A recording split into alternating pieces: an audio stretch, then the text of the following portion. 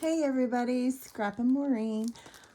Today's video is to do with more organizing. So this is to do with organizing my scraps. So here is a huge scrap bin. It's from 31.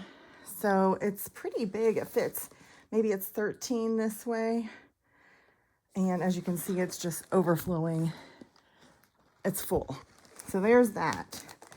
Then here is a bag of nothing but scraps from my scrap room kits.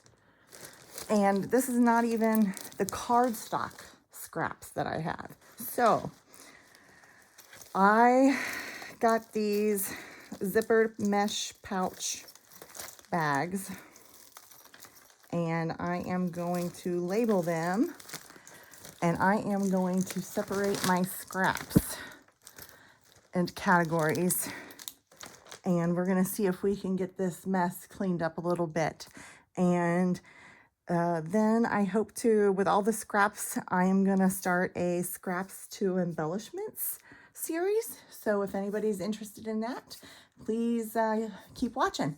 Thanks everybody. Happy crafting. Bye.